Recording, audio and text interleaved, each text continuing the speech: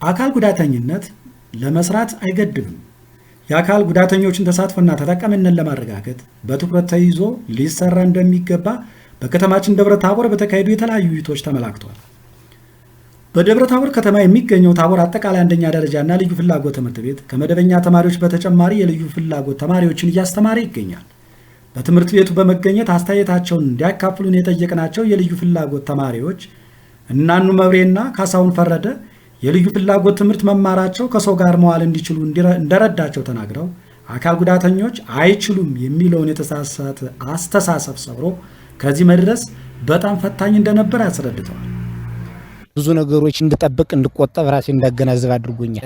ከገጠር ያለውት ኑሮና ወደ ትምህርት የመጣውት ኑሮ ምንም አይገናኝ። ከገጠር ኢቭን እንኳን አንድ አይና ብለው ሲሰዱብኝ ይሰማኝ ነበር። ይሁን እማለማር ሁሉ ይመስለኝ ነበር። ቤተሰብ አያውቅም። እንዳጠቃላይ አይነ ስውር ከታገዘ የትም ትልቅ ደረጃ መድረስ የሚችል አይነ ስውር እንኳን ያው ካስረዳው ለብቻው ሆኖ በሜሞሪ ሪከርድ ከተደረገለት ያዳምጣል፣ ያነባል፣ ለሁሉም ነገር ዝግጁ ነው። መስማት ደግሞ ምልክት ቋንቋ ላይ ቢታገዙ ብዬ ነው በራሴ የምናገረው። አሁን ሃይምሮዬም እየታደሰ መጣ። ሰው ተሰው ጋር ሲውል መቼም ሃይምሮ ደስተኛ ይሆናል።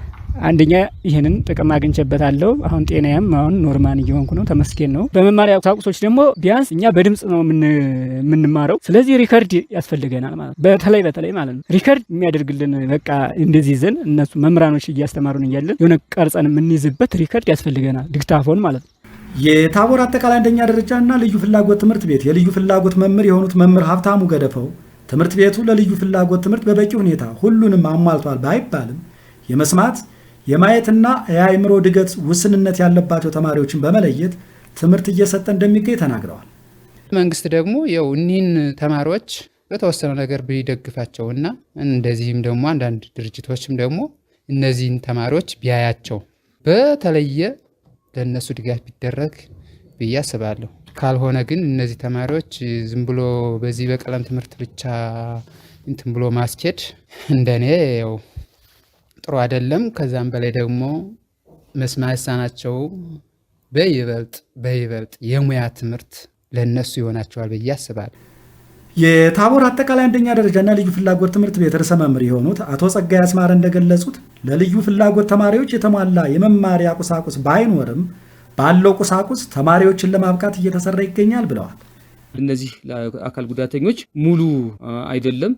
ከዛ ውጭ ልዩ ፍላጎት ትምህርት ቤት እንደመሆኑ መጠን ትምህርት ቤቱ እነዚህ አካል ጉዳተኞች በቀላሉ ትምህርት ቤት ውስጥ ገብተው እንደፈለጉ እንደሚጠቀሙበት ምቹ ሁኔታ አልተፈጠራቸው። መማሪያ ክፍላቸው እንደማንኛውም ተማሪ መደበኛ ትምህርት ቤት እንዳዘጋጀው ስለሚጠቀሙ በተወሰነ መንገድ ለዚህ ለልዩ ፍላጎት ተማሪዎች በተለያየ አካላት በድጋፍም ሆነ በተለያየ ማሟላት ስራ ትንሽ ወደ ኋላ የቀረ ነው ይመስል። እኛ ትምህርት ቤቱ ግን ባለና አቅም እነዚህን ልጆች እንደማንኛውም ተማሪ ተጠቅመው እንዲሄዱ ለማድረግ እድሉን ፈጥሮላቸውና እያገዛቸው ይገኛል።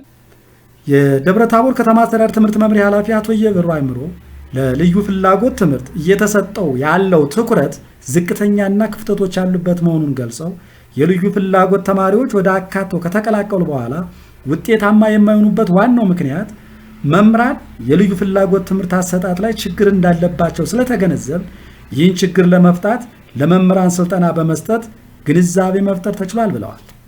መማር ማስተማር አይደለም አንዱ ትልቁ ጎደሎ የልዩ ፍላጎት ትምህርትን በአግባቡ አውቆ በማስተግበር ደረጃ ከኛ ጀምሮ የተወሰኑ ክፍተቶች አሉ እውነት ለመናገር ማለት ነው። ከዚህ አኳያ እኛም ጋር ከመምህራንም ጋር አሁንም ተደጋጋሚ የሆነ በዚህ በአተገባበሩ ዙሪያ በደንብ እውቅና መያዝ ይጠበቅብናልና እሱን ስራ በትኩረት ይዘን እየሰራን ያለን መምህራኖችንም እያሰለጠንን ያለን። ኃላፊው አያይዘውም በዘርፉ ያሉ ችግሮችን በዘላቂነት ለመፍታት ሁሉም የድርሻውን መወጣትና ርብርብ ማድረግ ተማሪዎችን ማገዝ ያስፈልጋል ሲሉ መልእክታቸውን አስተላልፈዋል።